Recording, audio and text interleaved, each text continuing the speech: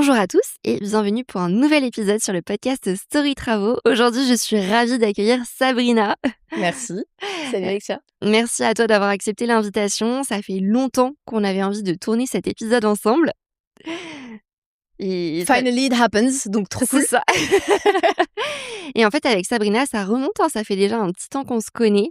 On s'est rencontrés, on était toutes les deux en travaux sur nos immeubles. Et donc, Sabrina a plein de choses à nous raconter. Elle a une très belle énergie, donc voilà, ravie de faire cet épisode. Merci. Est-ce que tu pourrais commencer par nous présenter rapidement ton parcours? Ouais, bien sûr. Alors, je m'appelle Sabrina Zidour, j'ai 36 ans, je suis à la fois donc cadre commercial dans la tech, c'est mon activité principale. Je suis maman. Maman solo dernièrement, donc on va en parler parce que ça a une incidence sur l'organisation de ma vie d'investisseuse, entre autres. Je suis évidemment investisseuse. J'ai plusieurs typologies d'investissement, à la fois de l'immobilier de rendement, donc avec un immeuble de rapport. J'ai transformé une maison en immeuble de rapport qui dégage aujourd'hui à peu près 50 K de chiffre d'affaires à l'année, avec un taux de rendement brut de 18%. Donc c'est vraiment une cash machine. Un peu de stratégie patrimoniale aussi, avec plutôt des investissements en région parisienne. Et puis j'ai une troisième casquette de créatrice de contenu dans la finance personnelle, puisque je suis passionnée d'investissement et de finance. Et donc j'ai créé un podcast qui s'appelle Immodacieuse, où je parle justement de l'investissement, de l'immobilier, plus dernièrement de la SCPI, pour avoir une vie qui ressemble aux ambitieux, aux ambitieuses et qui veulent créer des empires. Eh bien, une vie bien chargée, bien Tout à animée. fait. Avec beaucoup d'activités. Je me retrouve beaucoup parce que moi aussi, j'aime bien diversifier, faire plein de choses. Alors, est-ce que tu pourrais peut-être nous dire à quel moment tu as eu ce déclic de l'investissement immobilier? Est-ce que tu étais prédestinée à investir dans l'IMO? C'est une bonne question. Je pense que oui, d'un point de vue personnalité, parce qu'il y a plein de choses, il y a plein de compétences auxquelles ça fait appel et que j'ai développées. Mais je pense que je ne le savais pas. Et que donc je me disais pas du tout en partant dans la vie, je vais faire de l'immobilier et je vais avoir plusieurs investissements et transformer une maison en immeuble de rapport, gérer des chantiers de grande envergure, etc. Pas du tout. Alors moi j'ai grandi du coup dans mon environnement, mon environnement d'origine et mon environnement aujourd'hui n'ont absolument rien à voir. C'est important de le préciser parce que c'est mon pourquoi. Pourquoi je le fais, pourquoi je fais ça aujourd'hui. Donc famille assez pauvre, tu vois, monoparentale, j'ai grandi en cité. Et donc, j'ai vu un peu ma mère, tu vois, se démener face à gérer 2 enfants solo et devoir payer les factures, etc. Et dédier sa vie aux autres, parce que ma mère est aide-soignante. Et je me suis dit, en fait, je crois que j'ai pas du tout envie de ça. J'ai envie de faire, j'ai envie en tout cas que l'énergie que je mets à profit soit bien sûr, ait un impact sur les autres, mais surtout que je sois développée financièrement. Et donc j'ai un peu une revanche, tu vois, à prendre sur la vie aussi. Et donc pendant mon adolescence, ma mère a fait un investissement et donc quelques tests, tu vois, sur sa propre résidence principale. Et en fait, elle a géré des chantiers et clairement, je me réveillais, enfin, tu vois, ma gestion typiquement des années de bac, enfin l'année du baccalauréat, les révisions, etc. Tu te réveilles un samedi et t'as la tête dans la poussière. Parce qu'en fait, à ce moment-là, ma mère est en train de poncer et décide, tu vois, que il va falloir poncer et faire de l'enduit et repeindre parce que, tu vois, c'est la continuité des travaux. Donc, ça m'a dégoûtée. En fait, je commence dans l'immobilier avec un sentiment un peu de dégoût en fait, je veux pas du tout avoir à gérer ça.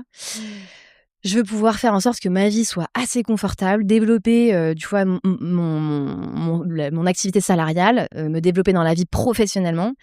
Et franchement, peut-être un jour, si on fait de l'immobilier, on se parlera de peut-être un peu d'immobilier, mais voilà, j'étais pas du tout je pense que je m'étais pas du tout dit: «Tu vas faire ça». Mmh. Et au final, tu as quand même plongé dedans? Et au final, j'ai pas dérogé à la règle des personnes qui tombent amoureuses de l'immobilier à travers leur résidence principale, puisque en effet, en achetant du coup ma résidence principale avec le père de mon fils, je suis tombée dedans en fait. Le fait de transformer une maison, le fait de lui donner, tu vois, le cachet, le caractère que toi tu vois. On avait pris en plus une maison, on avait choisi une maison elle avait un charme exceptionnelle, mais elle était toute pourrie. En gros, il y avait, tu vois, les 4 murs, elle était très vétuste. Il y avait tout à faire à l'intérieur, vraiment les menuiseries, la toiture, les fonctions de pièces, les pièces, voilà, il y avait vraiment tout à refaire.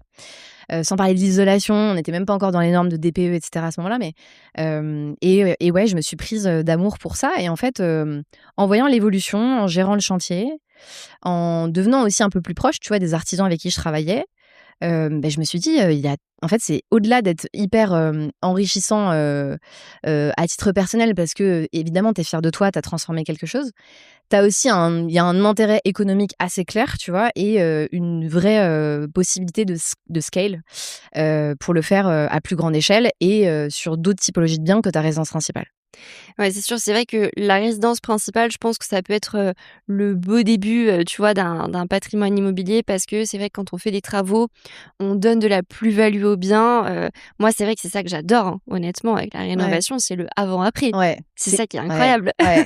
C'est très galvanisant. Enfin, franchement, c'est ouais, Et oui, c'est du concret, c'est du ouais, tangible, ouais, parce qu'il y a plein de formes ouais, d'investissement, mais c'est vrai que les travaux, tu transformes un bien, comme tu le dis, tu pars sur un projet qui est complètement pourri, ouais, tu lui redonnes une seconde vie.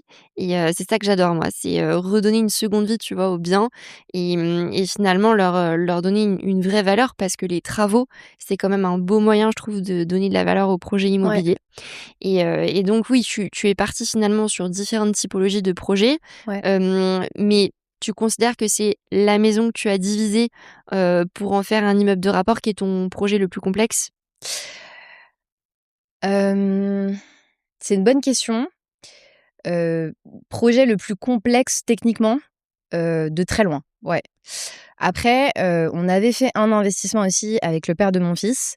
On a loué ça, enfin, c'était pour le coup du patrimonial, mais on a décidé de louer ça à une association. Tu vois, je trouve il y a ça aussi que je trouve très cool dans l'immobilier, c'est que oui, tu vois, on est vu un peu comme, les investisseurs qui ont la dent longue, et qui veulent plumer les locataires. Non, tu as aussi des gens qui ont à cœur de, prendre des passoires énergétiques, d'en faire des trucs vraiment très chouettes, et d'aider aussi, enfin, tu vois, des associations, des organisations, et des locataires qui n'ont pas forcément les moyens.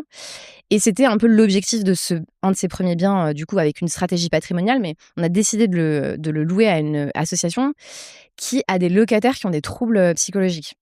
Et donc, tu vois, enfin, je précise, je fais une petite digression, mais parce que l'histoire est importante, pour la suite.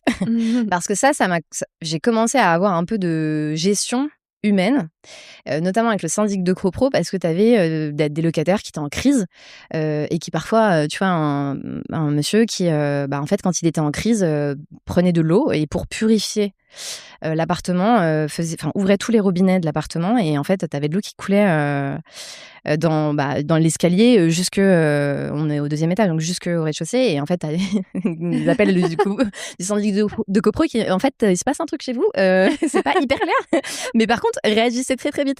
Donc, tu vois, j'avais commencé déjà, alors oui, à me dire l'immobilier, c'est de l'humain, c'est de la gestion, mais c'est ce petit premier projet qui m'avait fait prendre conscience qu'en fait, il y avait, en fonction de la strate que tu avais, de la typologie des locataires que tu pouvais avoir, franchement, une question de charge mentale. Donc ça, c'est pour la partie un peu, tu vois, même si c'est de la gestion passive, tu vois, c'était pas de la gestion active. Clairement, sur cet appartement, franchement, j'ai pas grand-chose à faire, à part, une fois par an, me mettre en relation avec mon comptable pour faire la déclaration de l'exercice fiscal. Mais voilà, de temps en temps, tu vois, une fois par an, tu avais cet appel qui te faisait flipper. Donc ça, c'est pour la première partie, mais techniquement, en effet, c'est vraiment l'immeuble de rapport. Ouais. Parce que donc cet immeuble de rapport, c'est une maison que tu as trouvé à diviser. Ouais, Tu l'as divisé en combien d'appart? en 5 lots, en 5 studios. En 5 studios.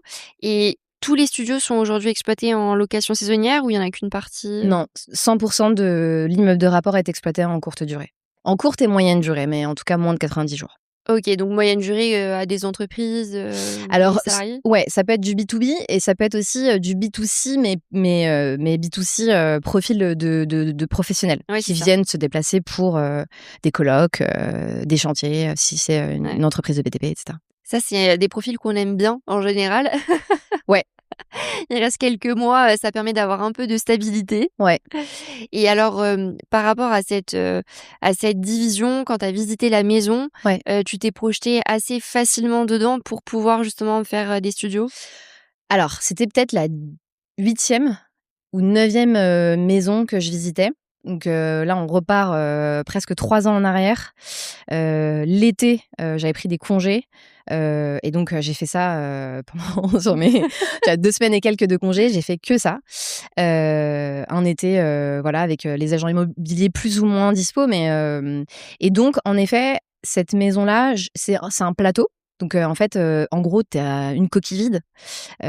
Tout avait été, en fait, détruit à l'intérieur parce que les vendeurs qui me le vendaient eux-mêmes avaient pour projet, Mmh. de diviser la maison. Donc c'est comme ça que, en effet, je la trouve et elle se prêtait parfaitement, à la division. Alors après, la petite subtilité, c'est que eux avaient voulu la diviser en 3 lots seulement.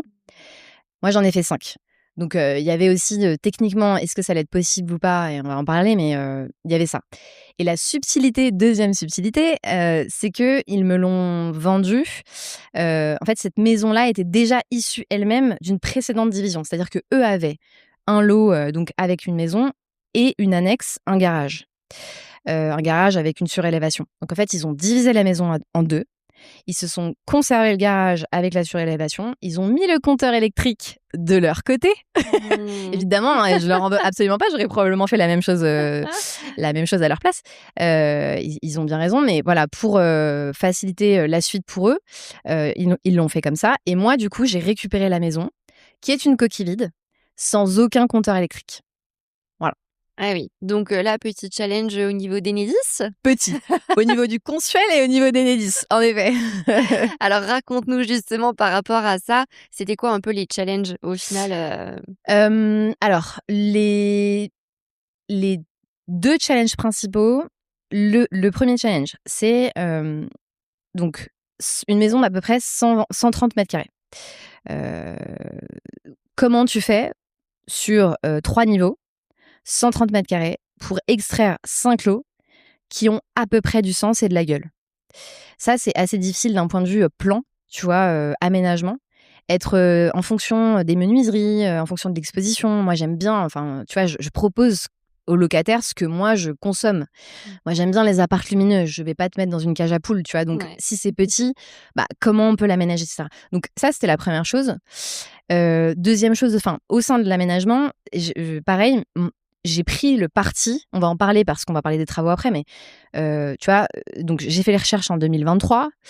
Je signe, le compromis, fin 2023, je crois, quelque chose comme ça. Et donc on commence déjà à sentir le vent tourner en termes de réglementation, Mmh. en termes de fiscalité pour la courte durée.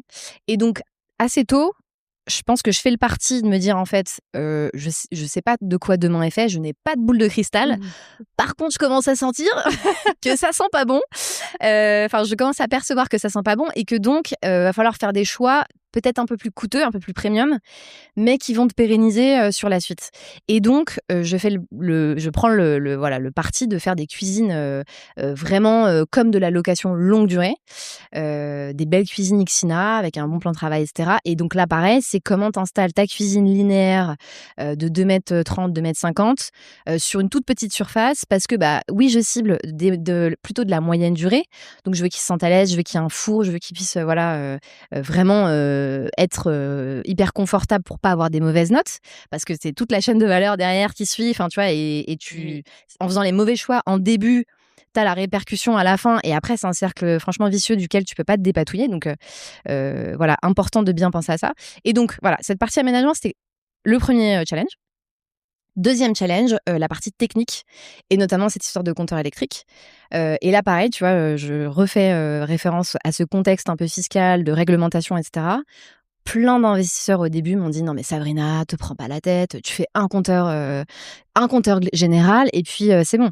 En fait, moi j'ai jamais fait partie de ces alors, il y a pas de jugement dans ce que je vais dire, mais en fait, et je reviens à mon why, mon pourquoi je fais ça. Oui, évidemment, je fais ça pour m'enrichir, mais c'est important pour moi de le faire de la bonne façon. Et autre chose aussi, tu sais jamais de quoi demain est fait. Donc oui, mon mode d'exploitation en termes de positionnement stratégique, au départ, c'était de faire de la courte durée, de la moyenne durée. Mais je veux aussi m'acheter la paix en me disant, en fait, si demain, il arrive quoi que ce soit, je peux bifurquer vers de la longue durée sans être inquiétée par rapport au contrat d'énergie. Si mon locataire, si mon A veut un contrat d'énergie qui soit différent de mon locataire D, et ben, j'ai pas de souci. Donc cette partie technique aussi a été un peu un challenge parce que je suis partie d'une coquille vide où il y avait vraiment rien. Et oui, et je pense que ça, c'est effectivement, toujours le méga challenge parce que finalement, quand, tu as, déjà des appartements existants avec les cloisons de distribution et cetera, les plans d'aménagement sont beaucoup plus simples que quand tu repars d'une coquille vide. Surtout que là, il fallait que tu imagines aussi, je pense, les parties communes, Ouais, les paliers des appartements, ouais, donc exactement. ça, il faut retirer aussi cette Ouais, surface-là des de la surface totale. totalement, totalement, Et donc ça, il faut le prendre en compte. totalement. Tu pas fait appel à un archi ou Non. OK. Et c'est la subtilité, c'est que alors pas parce que je suis une, une tête brûlée. Je considère que quand j'ai pas l'expertise, tu vois, je fais appel à des professionnels. Il y a pas de sujet là-dessus. En plus, j'ai pas particulièrement de volonté enfin, tu vois, de me dire: «Ah, c'est moi qui l'ai fait toute seule». Non, non, en fait, si je sais pas, je fais appel à un professionnel. Il y a pas de sujet là-dessus. Le truc, c'est comme on avait déjà fait 2 investissements avant, j'avais un peu d'expérience déjà d'aménagement. Mmh. Donc je me sentais assez confortable, sur la partie plan, aménagement, donc entre guillemets, «fonctionnalité des pièces», décoration et cetera, et sur la partie technique puisqu'on avait déjà fait des plans techniques aussi d'électricité. Donc ça, il y avait pas de souci. Par contre, je m'étais dit: si tu trouves pas la bonne entreprise de BTP, si tu sens que l'entreprise est un peu, fragile, tu prendras un architecte parce que c'est pas moi, il faut le redire, je suis salariée, c'est mon activité principale. Mmh. L'entreprise dans laquelle je travaille, c'est mon dream job. J'ai rêvé de ça toute ma life, j'ai fait des études, en fonction et cetera. Donc pour moi, il y a pas de question de me dire, «Je fais ça, jusqu'à ce que ça me ramène tant et puis après je lâche mon activité principale». Pas du tout. Mon activité principale, ça restera tel quel pendant un long moment, je l'espère. Et donc, il y a un truc de me dire aussi comment je peux me dégager du temps pour pouvoir avoir le moins de charge mentale sur ce projet, pour mettre mon énergie à profit de mon activité salariée, tu vois, et de pas être inquiétée à moyen terme. Et fort heureusement pour moi, j'ai rencontré donc une entreprise de BTP après de moult expériences complètement foirées, on va en parler. Le mec avait la tête solide, il était hyper fort, force de proposition, c'est un vrai business partner. Toutes les, tu vois, les propositions que je pouvais avoir parfois quand elles étaient, enfin, tu vois, pas hyper optimisées, ils me challengeaient. Je disais, mais en fait, vas-y, go, ça me fait tellement plaisir d'avoir quelqu'un qui, tu vois, challenge ma pensée et on co-construit ensemble et on fait mieux. Et en fait, j'ai pas eu besoin de prendre une architecte ou un architecte. Oui, parce que c'était une entreprise BTP, comme tu le dis, solide. Ouais, Ils savaient ce qu'ils faisaient et ouais, finalement, il y avait ce côté où, voilà, ils comprenaient aussi tes besoins et tes attentes et je pense que c'est toujours la difficulté, tu vois, avec les sociétés de travaux, c'est d'arriver à bien exprimer ses attentes et détailler ce qu'on veut. ouais. Il y a trop d'investisseurs encore aujourd'hui, qui disent vaguement, en fait, ce qu'ils imaginent et le problème, c'est que les artisans, ils ont besoin d'être drivés. Oui, Ils ont besoin d'être drivés, sauf si effectivement, ils ont quand même la tête bien faite et ils comprennent vraiment où tu as envie d'aller. Mais il faut les aider. Il ouais. faut les aider avec des plans, il faut les aider avec un cahier des charges, bien détaillé, bien spécifique, parce que sinon ils sont perdus et il y en a certains quand ils prennent des initiatives, on aurait préféré, qu'ils n'en Qui prennent pas. s'assène.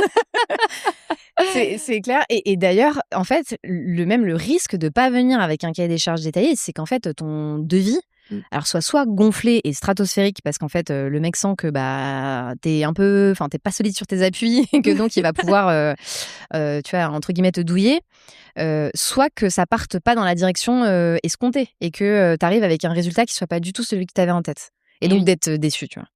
Et alors par rapport justement à cette entreprise, BTP, tu disais que, bon, tu en as fait passer plusieurs, jusqu'à temps de trouver cette Ouais, entreprise, pépite ouais, et tu as eu quelques déboires du coup avec ceux que tu as ouais, fait passer? ouais, Pour quelles ouais. raisons? Raconte-nous. Alors là franchement, Alexia, je vais te dire, il y a des choses que je ne comprends toujours pas.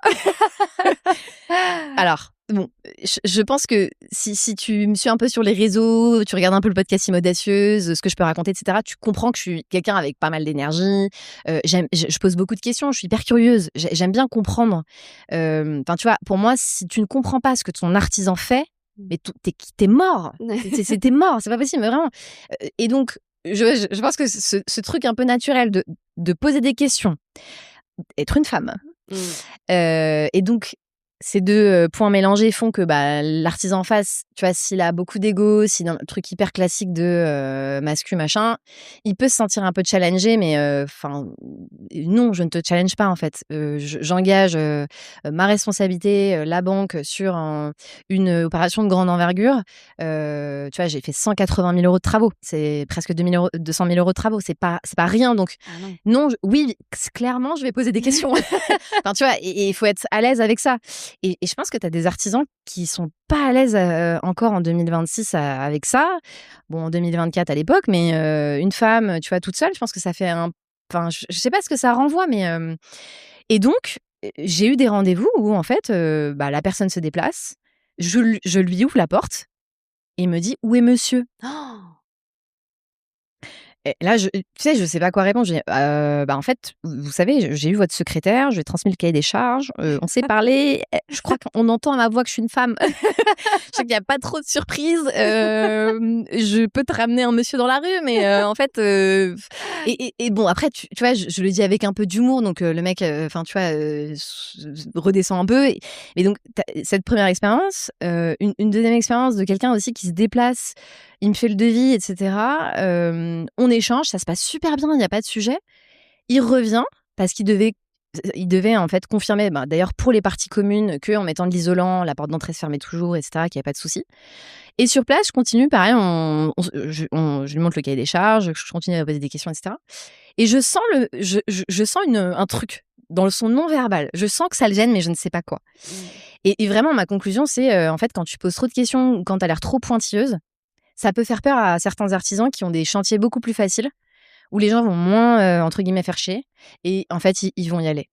Et c'était aussi un moment où il y avait, ils avaient pas mal de boulot, dans ma région.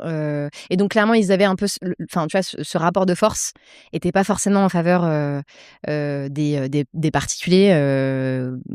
Voilà, c'était plutôt en faveur des entreprises. Donc voilà un peu les déboires que j'ai pu avoir. Et puis là, au bout de vraiment, je suis un peu désespérée parce que, en fait, j'ai validé un devis, donc pour la petite histoire. L'enveloppe que j'avais initialement signée auprès de la première banque était largement inférieure à l'enveloppe, tu vois, finale. Et donc, heureusement, j'ai pu... en fait, si tu veux, j'avais banque numéro 1, c'était 140 000 euros. 3,60 pour le taux, quelque chose comme ça. Mais donc que 140 000 euros. Je fais passer ce premier artisan, celui qui m'a ghosté après. On part sur 140 000 euros. Il n'y a pas de souci, sauf qu'entre-temps, il ne me répond plus. Et oui.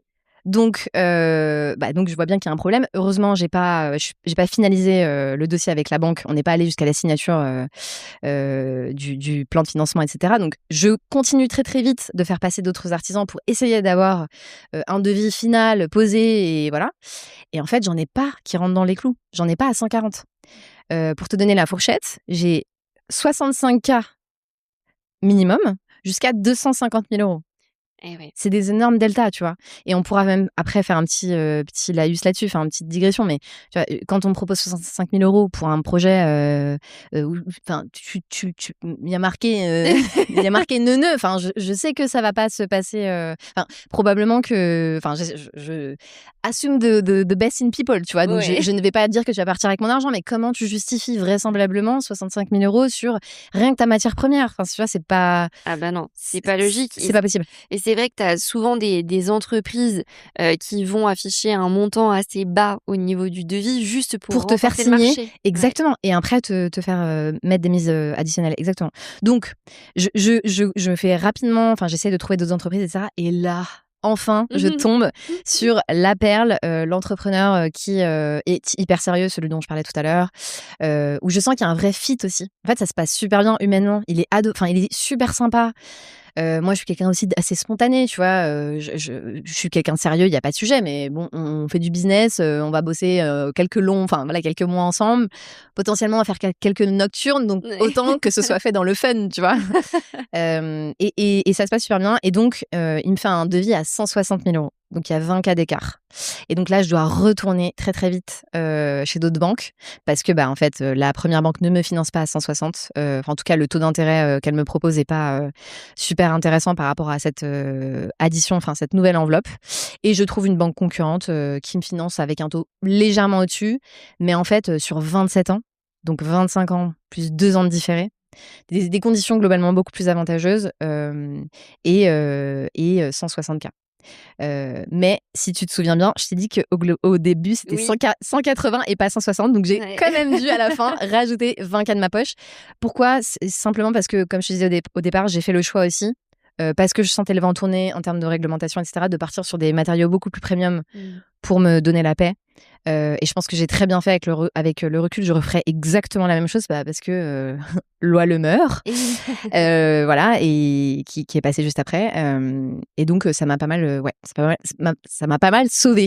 Ouais, bien sûr, ça te permet d'avoir, des travaux qualitatifs, ça te permet aussi d'avoir, des appartements, rénovés de qualité qui attirent aussi les bons Ouais, voyageurs, que tu peux exactement. pricer plus haut.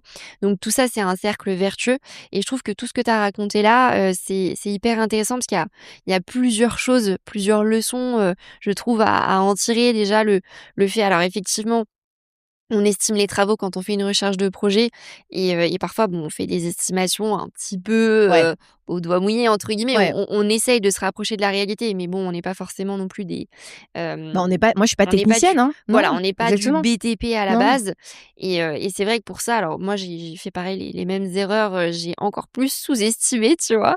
Et c'est vrai que je me suis dit, en fait, l'idéal quand on peut, c'est de faire passer des artisans avant la signature du compromis.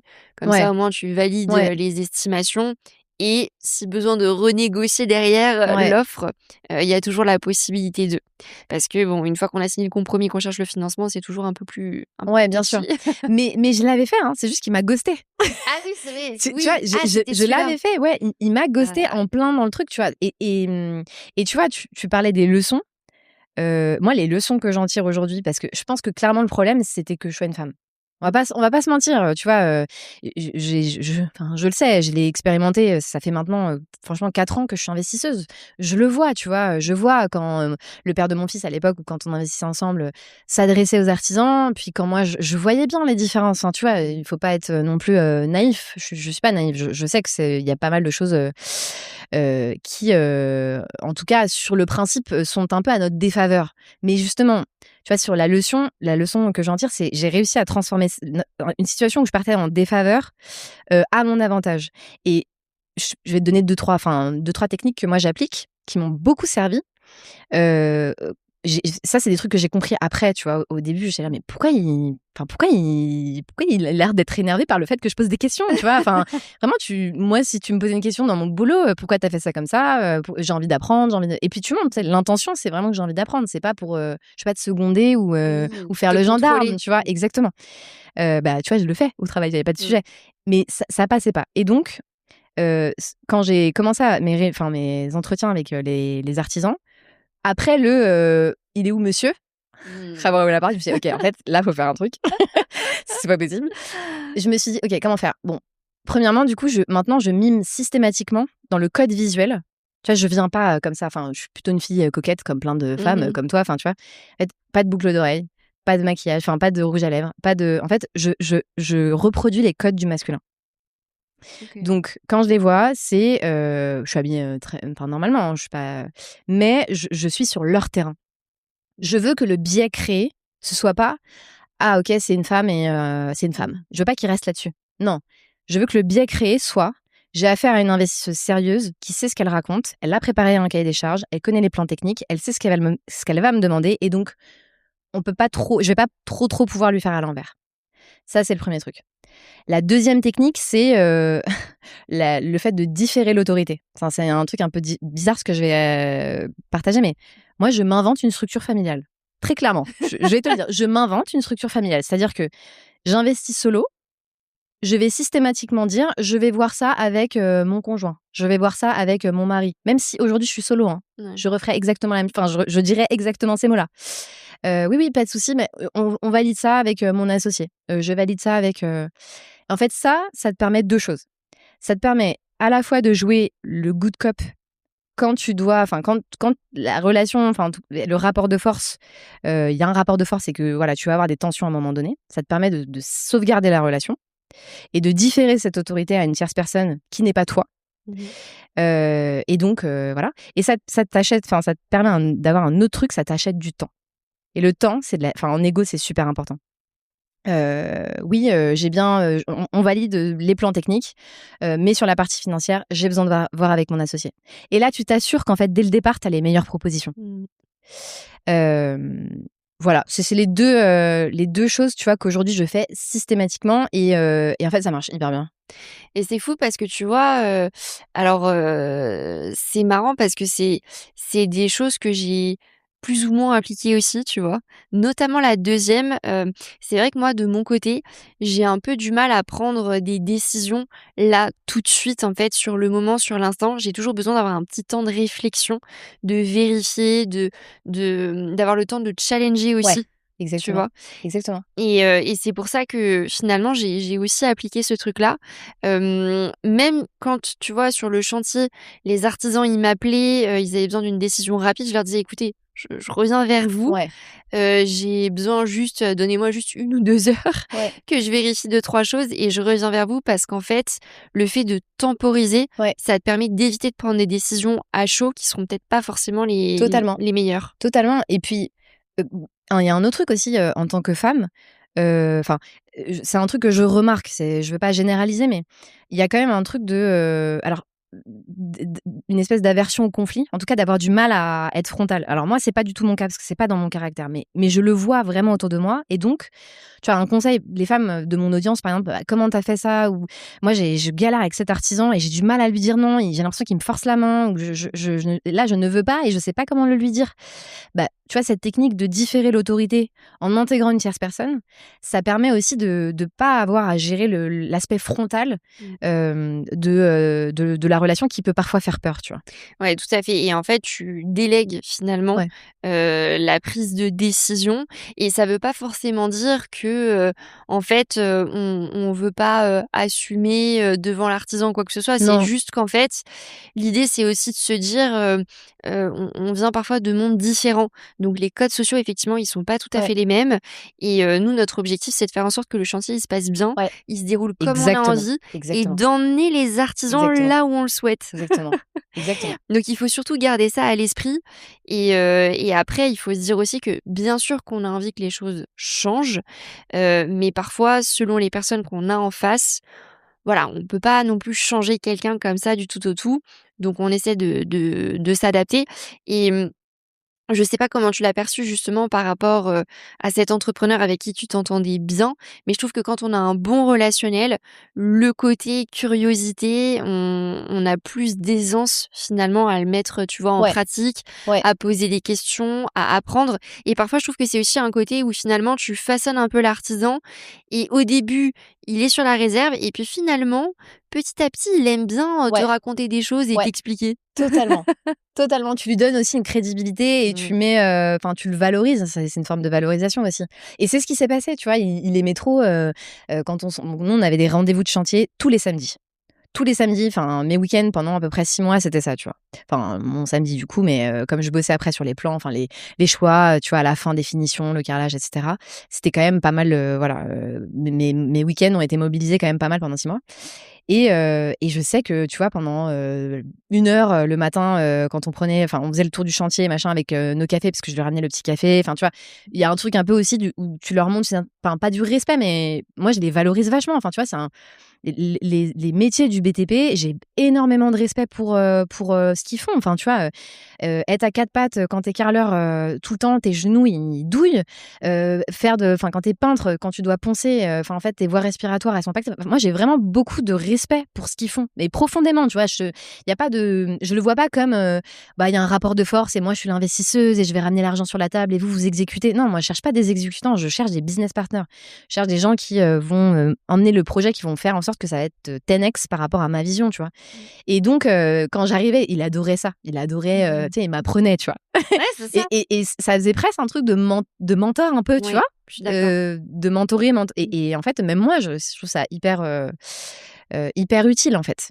Ouais, c'est vrai que la transmission de connaissances comme ça, quand tu atteins ce niveau de relation, Mmh. de confiance, finalement, l'entrepreneur en face, il a envie de bien faire le chantier Ouais, pour toi ouais, et il va te rendre service à certains moments donnés quand on aura besoin, ouais, voilà, tu vas lui demander un petit truc en plus, quelque chose et bah, il te l'accordera plus facilement. Alors que si les relations sont compliquées et que justement parce que ça je pense que ça arrive des investisseurs qui, entre guillemets, se prennent pour, voilà des investisseurs effectivement qui apportent l'argent sur la table, que les artisans, c'est que des exécutants, qu'ils y ouais. connaissent pas grand-chose, tu vois? Et donc ce rapport de force, en fait, moi j'ai mon entrepreneur qui m'a déjà raconté des anecdotes comme ça, où en fait le client n'avait pas de respect pour les artisans Mmh. et donc du coup les artisans n'en avaient pas non plus pour le client, Bien sûr. faisaient des malfaçons. Bah, bien sûr. Bon et du Bah, coup ça m'étonne pas. l'entrepreneur, Bien sûr. reprenait les mecs en disant: «Bah écoutez, les gars, c'est pas possible parce qu'en fait, il faut refaire, ça reste un client et cetera, mais il faut comprendre que ça reste des êtres humains et en Bien sûr. fait, voilà, il y a pas de sous-métier». Bien sûr, bien sûr. Bah, en fait, il y a pas de sous-métier et j'irais plus loin encore. À l'ère de l'IA, en fait, ces métiers, c'est des métiers, enfin, ce sont les métiers de demain, tu vois? Donc en fait, ils sont presque stratégiquement beaucoup mieux positionnés que beaucoup de métiers aujourd'hui, tu vois? Donc ouais. Ah ouais, c'est vrai que bon, en tout cas, le côté relationnel, il est hyper important Ouais. et par rapport justement à cette, gestion de chantier, tu le disais, tu étais, salariée, bon, tu l'es toujours, mais Oui. du coup, à ce moment-là, en tout cas, tu étais salariée à temps plein, Oui. J'ai maman toujours été salariée oui à temps plein.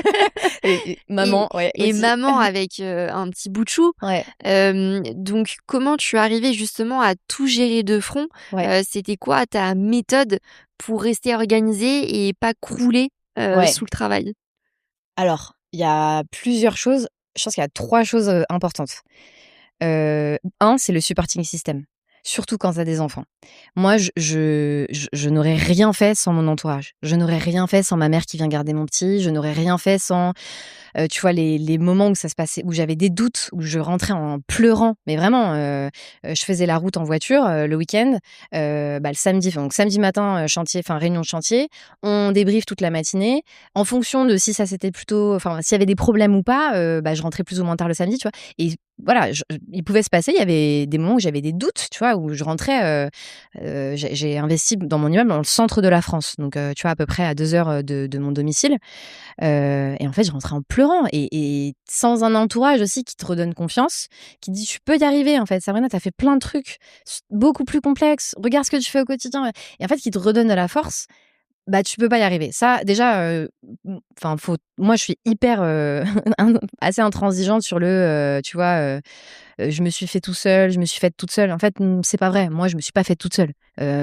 Moi, j'ai un entourage qui m'a donné, enfin, j'ai des rôles modèles, et c'est j'ai un voilà, un supporting system, que ce soit, la nounou de mon fils, qui est une deuxième mère pour lui presque et que j'adore et qui fait presque aujourd'hui partie de la famille.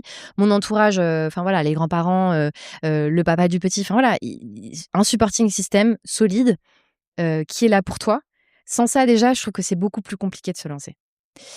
La deuxième chose après, c'est que on va pas se mentir non plus, tu as des typologies de personnalité. Tu vois? Et je trouve que ça, c'est un truc qu'on dit pas assez, heu, sur les réseaux, quand on parle de l'immobilier. Moi, ça m'a beaucoup, interpellée d'ailleurs, tu vois? Je me suis pris plein de claques, en me lançant. Je me suis dit: «Ah ouais, mais ça, en fait, personne n'en parle quand tu te lances, en fait, pourquoi tu dis pas que faire de l'exploitation, en courte, moyenne durée, c'est en fait, faut avoir des compétences spécifiques, il faut avoir des reins solides. Faut avoir les reins solides. Pourquoi? Parce que tu vas gérer enfin, il y a une relation au risque que tu dois avoir qui doit être beaucoup plus forte que la moyenne des gens, en fait. Surtout quand tu es pas dans la zone géographique du bien que tu exploites. Et donc là vient, la seconde chose, c'est que j'ai aussi la chance donc il y a 2 choses. Il y a le profil, donc il faut avoir le bon profil qui va bien. Je suis quand même une meuf avec un niveau d'énergie, je pense, assez important. Tu vois? Je peux dormir assez peu, je suis hyper drivée et ça, c'est important. Enfin, tu vois? Si, tu sais que, tu pas les galères, qu'à la moindre chose dans ta vie, tu dors pas bien, que tu arrêtes de manger et que, ça t'empêche de réfléchir, la journée quand tu travailles, bah, le fais pas, en fait. Ne le fais jamais parce que ça n'est pas pour toi. Et j'aimerais qu'on soit beaucoup plus intentionnel, tu vois, sur les réseaux en le disant, parce que c'est pas fait pour tout le monde, c'est un mensonge. En fait, arrêtons de parler de la courte durée, de l'immobilier, enfin de l'exploitation, tu vois, que ce soit en courte durée ou en moyenne durée, comme de l'Eldorado possible pour tout le monde. Non, c'est pas vrai. Et moi, ça m'énerve de le voir, tu vois. Donc, je fais un petit laïus là-dessus. Et puis après, trouver des personnes qui étaient solides sur leurs appuis, de confiance, que ce soit l'entreprise de BTP, que ce soit aujourd'hui, j'ai 3 personnes sur place, hein, parce que moi, je gère pas ça activement aujourd'hui. Enfin, tu vois, j'ai tout un process automatisé. Et puis, j'ai des personnes sur place qui s'occupent de ça pour moi. Et sans ces personnes-là, je ne pourrais rien faire. Et je pense que ça, enfin voilà, je rends aussi à César ce qui appartient à César. Il faut un supporting system qui soit béton, 2 avoir le profil, les épaules pour, et ça, il y a pas de jugement de valeur là-dessus. Enfin, tu vois, on a tous des zones de génie. On a tous des zones de génie. C'est juste que l'immobilier, et spécifiquement cette façon de faire de l'exploitation de l'immobilier, elle est pas faite pour tout le monde. Et enfin, un réseau de professionnels locaux, que ce soit le triptyque notaire, comptable et fiscaliste. Ça, pour moi, c'est pareil, hein, tu n'avances pas quand tu n'as pas ça. Que ce soit ton entreprise de BTP que tu as sélectionnée et qui est capable de te faire des propositions construites qui ont de la gueule et qui soient pérennes. Ou enfin, que ce soit aussi les personnes qui te permettent d'exploiter au maximum et du mieux possible, donc ta prestataire de ménage, donc ton technicien de maintenance. Parce que quand la box, je sais pas, saute et qu'il faut la remettre, en fait, moi, je travaille, en fait, moi, je peux pas gérer ça. Je ne veux, et aussi, je ne veux pas gérer ça. Ouais, bien Donc sûr. voilà, la personne, et après, enfin voilà, de façon plus globale, une communauté, en fait, tu vois. Ouais, non, mais je vois tout à fait ce que tu dis.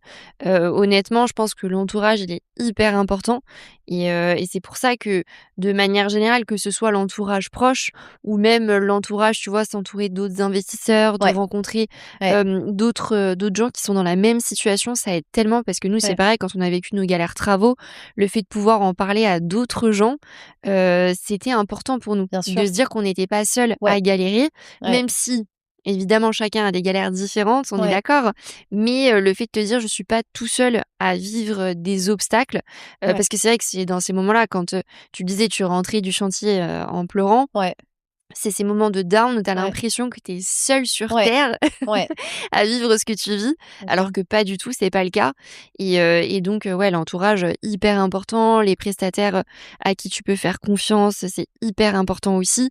C'est vraiment un climat de confiance, en fait, Ouais, qu'il faut réussir à se créer et pareil, le fait de dire, effectivement qu'on n'est pas tous faits pour ça, ouais, mais je suis totalement d'accord, que ce soit le type de location ou que ce soit pour, tu vois, la gestion des travaux, ouais, c'est marrant parce que, je faisais, enfin j'ai enregistré un épisode là, avec Victor Laura, ce matin et on en discutait et il me disait: «Mais en vrai, la manière dont vous avez su rebondir et réagir par rapport à vos galères et vos aventures travaux, tout le monde n'aurait pas, tu vois, réussi ouais, à réagir de la même manière ouais, parce qu'on est tous différents et effectivement, il faut savoir jauger le risque qu'on est prêt finalement à ouais, supporter ouais, et l'identifier et derrière faire les projets qui nous correspondent, plus ou moins et c'est vrai que la LCD c'est un business. bien sûr, C'est pas de l'investissement locatif passif, qu'on pas se le du tout, dise.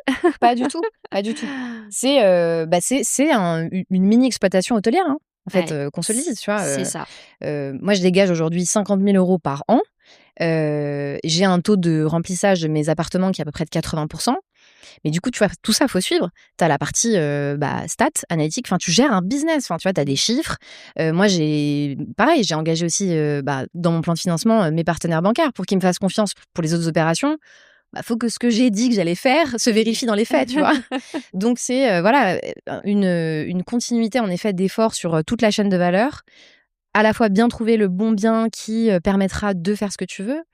On est là pour faire de l'immobilier de rendement. Enfin, en tout cas, une de mes premières volontés quand je me suis lancée, c'est de faire de l'immobilier de rendement. Aujourd'hui, tu vois, je suis beaucoup plus à essayer de faire de l'immobilier patrimonial Mmh. pour venir voilà, créer un peu d'hybridité et justement d'être de moins en moins sur de L'opérationnel. l'opération, enfin, ouais, de l'opérationnel ou de l'optimisation des process, même si c'est hyper intéressant. Et puis, peut-être un truc intéressant aussi, tu vois, moi, je travaille dans la tech. Donc, tout ce que j'apprends au quotidien avec les outils, l'intelligence artificielle, les process, mes clients, en fait, c'est des logiques que je réplique avec mon business. Donc, ça va être l'automatisation de toute la communication auprès des voyageurs, avoir un channel manager qui tienne la route, avoir un système de pricing dynamique qui tienne la route pour pas que j'ai à modifier les prix en fonction de la saisonnalité de machin. Avoir un bon système aussi de prestation de ménage automatisé où j'ai tout est fait avec leur planning, j'ai pas besoin d'avoir le nez dedans, je sais à quel moment elle passe aussi, j'ai la bonne info, machin. Tout ça, c'est en effet super important et c'est ce qui me permet aujourd'hui d'avoir une activité qui est pérenne. Je touche voilà, il n'y a pas de bois autour de moi, mais j'en touche mentalement. Ouais, c'est ça. Ouais, non, mais c'est vrai que c'est de la charge mentale, qu'il faut réussir à réduire parce que c'est aussi Ouais. comme ça qu'on arrive à être un peu sur, tous les fronts comme tu disais et alors par rapport à la gestion des travaux à distance, donc tu faisais une réunion de chantier tous les samedis. Ouais. Est-ce que tu utilisais des outils en particulier pour, gérer les travaux, voir, l'avancement des travaux? Peut-être, un groupe WhatsApp avec Ouais, l'entrepreneur? en fait, c'était assez simple. Donc, le process tenait en à peu près 4 choses. On avait un groupe WhatsApp avec moi, je voulais le nom des artisans, à qui je m'adresse exactement. Enfin, tu vois, en fait, je veux savoir à qui j'ai affaire, qui fait quoi, qui passe quand. Donc, ça demande quand même un travail à anticiper du côté de l'entreprise de BTP parce que, en fait, moi, je gère à distance et j'ai besoin d'avoir de la réassurance sur certains points, tu vois. Donc, en effet, un groupe WhatsApp. Les réunions de chantier hebdomadaires qui sont passées après en bi-hebdo quand on était sur la phase de finition parce que il y a plus de, enfin ça nécessite pas autant de suivi. Finition, hein, pas les premières finitions parce que c'est là où justement faut pas lâcher le morceau parce que ça peut durer plus longtemps, mais voilà. 3 emails très important pour moi. Fin de semaine, par écrit parce que WhatsApp autant c'est je trouve assez difficile à historiser. Ouais. Et puis les réunions de chantier, c'est de l'oral. Donc, tu vois, si quelque chose se passait mal, bon, je touche du bois encore une fois, ça ne s'est pas passé et on va trouver des partenaires pour que ça ne se passe jamais, mais que tu aies un écrit pour que juridiquement, derrière, tu puisses réutiliser des choses. Et aujourd'hui, tu vois, par exemple, en amont de ce podcast, je relisais, j'ai 33 pages d'historique de gestion de chantier, des éléments techniques sur lesquels on s'était posé. Et du coup, je sais que si à un moment donné, il y a un problème, je retourne à la date, les éléments qu'on s'était indiqués, les questions que j'avais, les réponses qu'il m'avait formulées, etc. Donc deux choses dans ce process-là, sur la partie email. En amont de chaque réunion de chantier, je lui demandais de me faire un email sur ce qui avait été fait dans la semaine. Et donc le lendemain, moi, j'imprimais, j'arrivais sur le place avec l'impression de l'email et voilà, il y a juste à checker et me poser mes questions. Quand je rentrais chez moi, j'historisais toutes les questions, enfin tous nos échanges par rapport à, j'essayais de le faire de mémoire, mais où je me faisais des notes vocales, mais voilà, pour avoir moi ma propre note détaillée, tu vois, et puis ma culture perso aussi en travaux. Et puis par contre, sur le pareil, deuxième email que je lui demandais avec, la semaine prochaine, on va faire ça. Pour que je mette en fait en corrélation, tu m'avais dit qu'en début de semaine, tu allais faire ça. À la fin de semaine, tu as fait ça. Qu'est-ce qui a été fait, qu'est-ce qui n'a pas été fait. Et puis ça me permettait aussi d'anticiper, tu vois, s'il y avait de la réactivité, quels étaient les problèmes. S'il y avait des problèmes, est-ce que c'était tout le temps les mêmes corps de métier, etc. etc. Donc on fonctionnait plutôt comme ça, assez simplement. Il n'y avait pas forcément d'outils. Je pense que c'était plus le process avec des jalons de une réunion de chantier hebdo, passer à bi-hebdo quand on était sur la phase de finition. Un groupe WhatsApp avec le détail, les photos, les travaux qui avaient été finis, tu vois, l'étanchéité de la douche, photos, etc. Et puis 2 emails en début de semaine, ce qu'on va faire, en fin de semaine, ce qui a été fait. Voilà. OK, très clair, très carré. Ouais. Et c'est vrai que moi, c'était pareil, j'aimais beaucoup fonctionner par écrit en termes de Ouais. compte rendu pour effectivement tout tracer parce que, les entrepreneurs, prennent pas forcément beaucoup de notes de leur côté. Ils Ouais. enregistrent beaucoup, Ouais. tu vois, ce que tu leur dis de manière visuelle et cetera. Mais au moins le fait effectivement de faire le compte rendu écrit, même nous, ça nous permet en fait de se souvenir de ce qu'on s'est dit. Exactement. Et puis tu sais, à cette époque aussi, je me disais, naïvement, si je me relançais demain dans un immeuble de rapport, au moins j'aurais les traces et je saurais, enfin tu vois, pour la scalabilité, ce sera beaucoup plus simple. Spoiler alert, je n'ai pas du tout envie envie de me relancer dans un immeuble de rapport. Donc, ça ne servira qu'à l'archivage.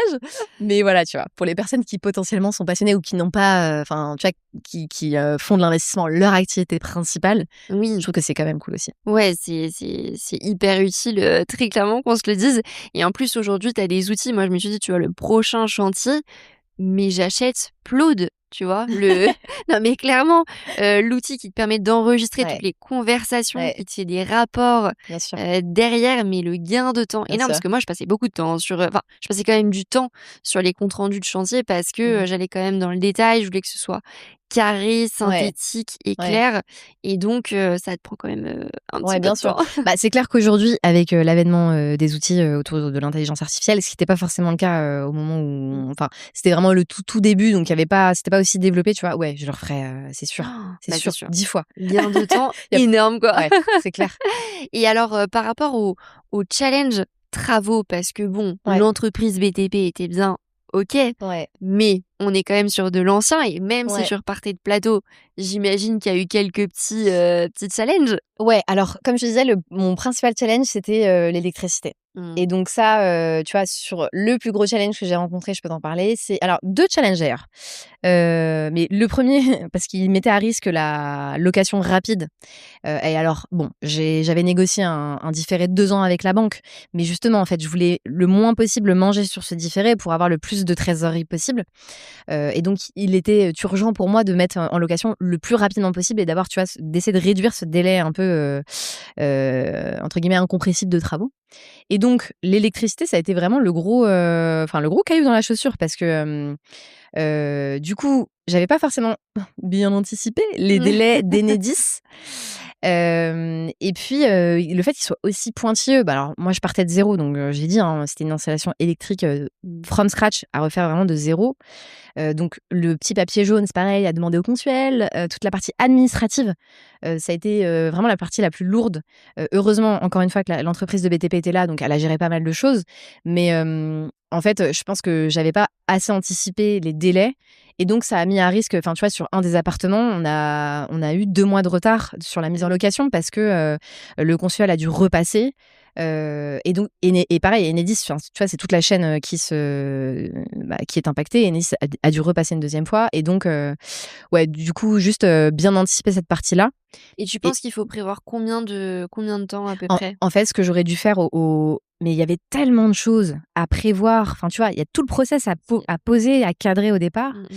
Donc c'est évidemment, c'est toujours plus facile à le dire, aujourd'hui qu'avant, mais techniquement, si demain bon, j'en ai pas envie, hein, encore une fois, mais si demain je devais me relancer, en fait, j'appellerais Enedis de ma région tout de suite. Parce que en plus, les équipes Enedis n'ont pas forcément le même mode de fonctionnement et pas forcément les mêmes délais d'une ville à une autre.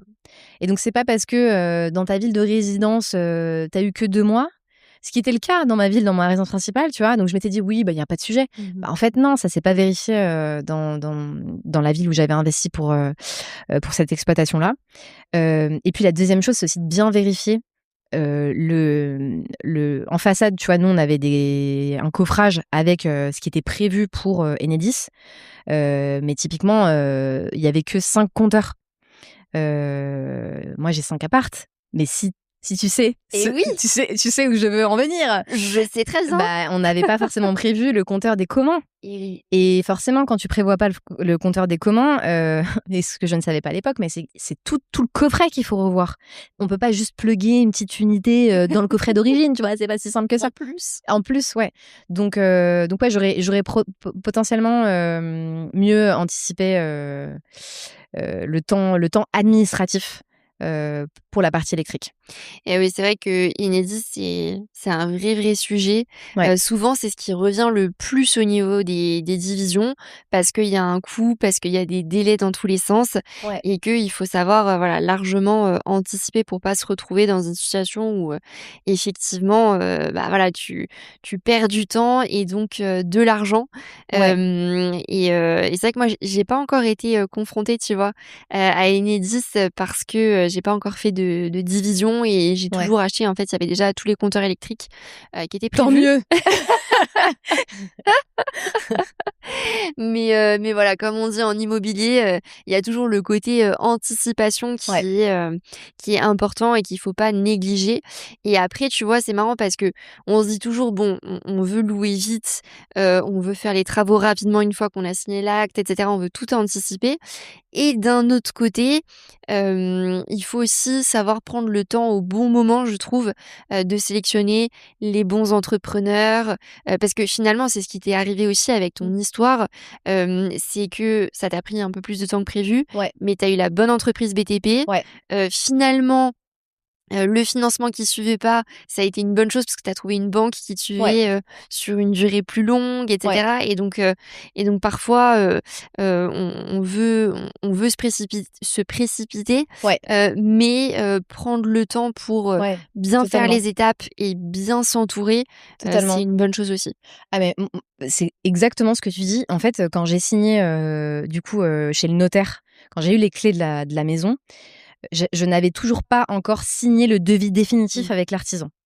Donc tu vois, à ce stade, bon j'espère qu'il n'écoutera pas, ce podcast, mais l'entreprise avec qui ça s'est super bien passé et avec qui j'ai fait les travaux, bah, en fait, à ce stade-là, au moment où j'ai signé, j'avais encore le choix d'avoir une autre Mmh. entreprise. Parce que, enfin, j'avais appris de mes erreurs, tu vois? Bien sûr. Ne pas sécuriser, ton choix et donc avoir une entreprise qui te claque entre les doigts au dernier moment, j'étais un peu échaudée, tu vois? Donc clairement, le fait de se dire: «En fait, même si enfin, si j'ai le moindre doute, je ne me lance pas, en fait. Pour moi, il était hors de question, vu le risque que je prenais financier auprès de la banque.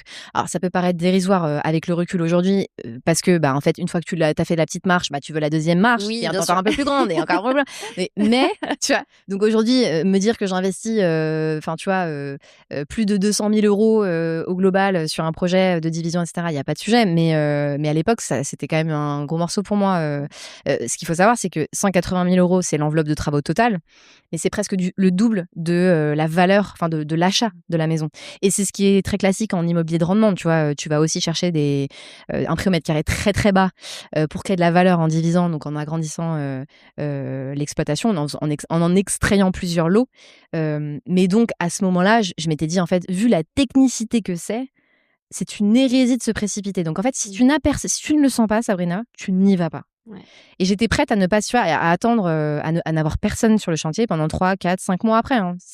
Et je pense que c'est la meilleure, approche parce qu'il y a bien plus à perdre en faisant un mauvais choix d'artisan qu'en attendant, de payer, juste, les intérêts, pendant 3, 4 mois sur un différé, tu vois? Ah bah oui, c'est sûr qu'une entreprise qui te coûte pas cher, qui est dispo tout de suite, qui te fait le chantier, qui te torche le truc en 3 mois, mais au final les finitions, vont prendre, 6 mois, Ouais, ou plus parce qu'en fait tu arrives pas à la faire revenir, ouais, que derrière tu dois faire un constat d'huissier et cetera pour ouais, changer d'entreprise, ça peut, coûter beaucoup plus cher à la fin et prendre beaucoup plus de temps. ouais, Donc mieux vaut, trouver le bon partenaire, ça c'est sûr et certain.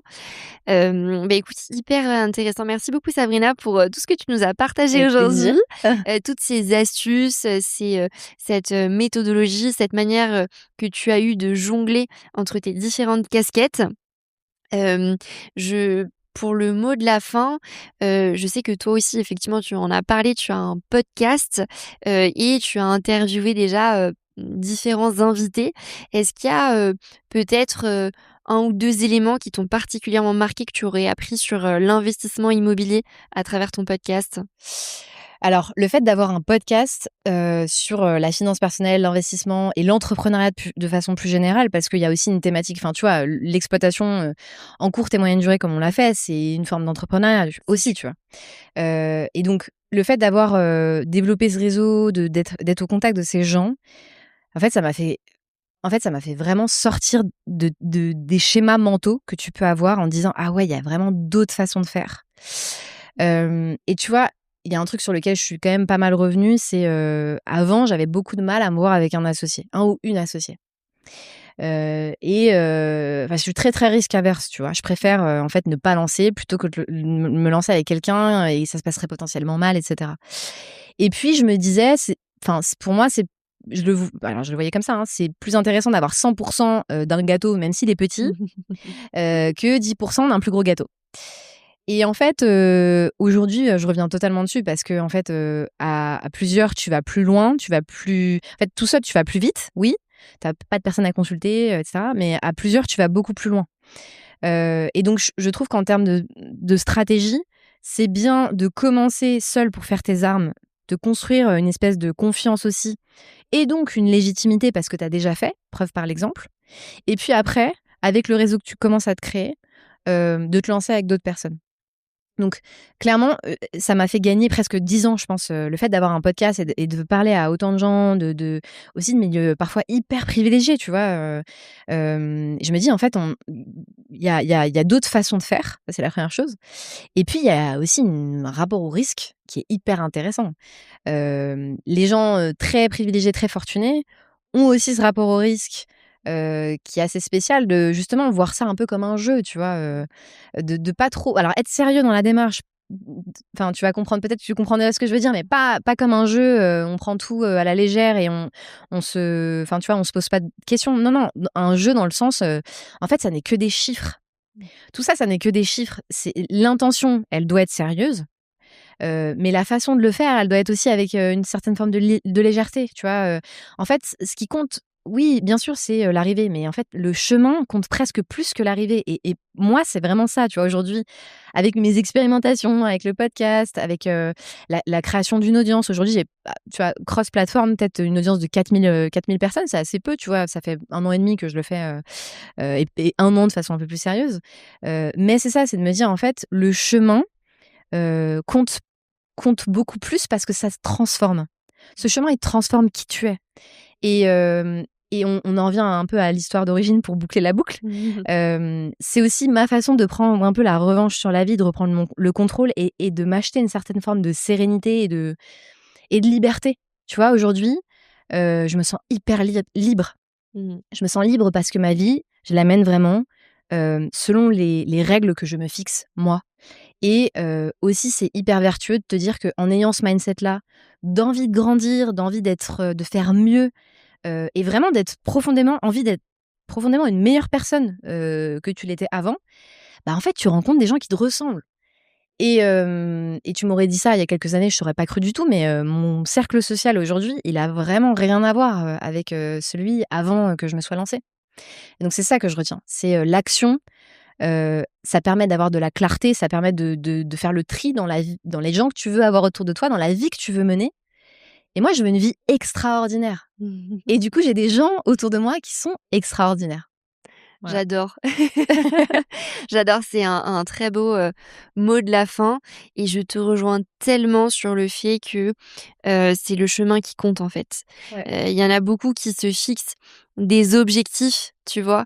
Et en fait, c'est pas la fin qui compte. C'est comme de se dire: «Bah, en fait, je vais tout faire pour être heureux.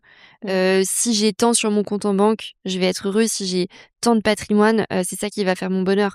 Non, Mmh. il faut réussir à être Mmh. heureux dans le chemin, il faut réussir à apprécier le chemin parce que c'est ça qui nous construit, c'est ça qui effectivement nous transforme et en fait, si on n'est pas heureux dans le chemin, on n'arrivera jamais à être heureux de toute façon parce que on sera Ouais, toujours insatisfait, en fait. exactement. Ouais. Et donc ouais, je suis, absolument d'accord avec toi et comme on dit, on est la moyenne des 5 personnes qui nous entourent. Totalement. Et c'est vrai que ça se vérifie, Ouais. ça se voit, ça se ressent et c'est pareil, de mon côté, quand je vois, l'évolution par rapport à quand j'ai commencé avant de débuter l'investissement, mais j'ai tellement changé. Tu Ouais. m'aurais dit, Ouais. «Tu vas lancer un podcast et inviter des gens différents toutes les semaines», et des gens parfois que tu ne connais pas du tout, mais je t'aurais dit: «Jamais de la vie, c'est pas Ouais. possible». Eh, c'est fou, hein, quand on se challenge, ce qui peut arriver. Et oui. Ouais. Et oui, donc je pense qu'effectivement, l'idée, c'est de se dire, il faut oser se lancer. Peut-être pour clôturer, est-ce qu'il y a quelque chose que tu aurais envie de dire, aux auditeurs qui nous écoutent et notamment aux femmes, tu vois, qui hésitent à se lancer, que ce soit dans l'investissement ou l'entrepreneuriat? Ouais, alors,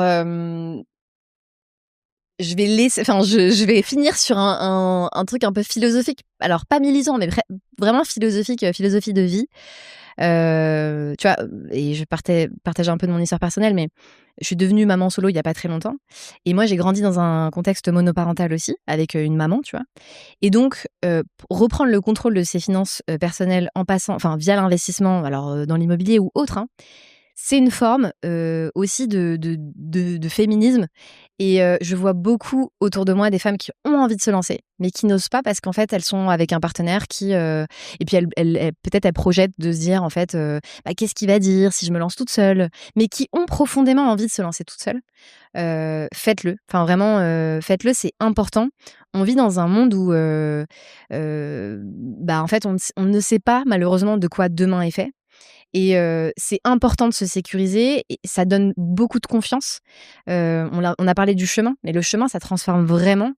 La Sabrina, enfin, tu vois, d'il y a 10 ans, elle a rien à voir avec la Sabrina d'aujourd'hui, vraiment. Profondément aujourd'hui alors après tu vas me dire, enfin, Bernard Tapie sort de ce corps. Peut-être, j'en sais rien, mais profondément, je crois que je peux tout faire. En fait, je peux tout faire parce que j'ai envie d'apprendre et j'ai envie de faire. Et peut-être qu'en fait, le résultat sera pas ouf, mais j'aurais essayé et rien que le fait d'essayer, ça fait que tu arrives au résultat à peu près attendu. Et vraiment, j'ai envie ouais, s'il y a un message que j'ai envie qu'on retienne de mon témoignage et de notre échange à toutes les 2 et de ton expérience, c'est passer à l'action. Passer à l'action, c'est le meilleur moment. C'est maintenant, c'est pas hier, c'est pas demain, c'est maintenant. Oser. Ouais, oser. Bah, écoute, merci Sabrina. C'était vraiment un bel échange, ensemble. Je suis ravie que tu aies pu, témoigner sur, Merci le à podcast. toi. Où est-ce qu'on peut te retrouver sur les réseaux? Alors via mon podcast Team Audacieuse, donc ma chaîne YouTube qui porte ce nom, le compte Instagram, aussi et puis, sur LinkedIn, via Sabrina Zidour ou la page, entreprise Team Audacieuse. Génial, je vais mettre tout ça dans la Ouais, description de merci. l'épisode, dans la newsletter aussi, comme ça on te retrouvera très facilement. Merci encore Sabrina et je te dis à bientôt. À très bientôt. Merci à toi Alexa. Salut.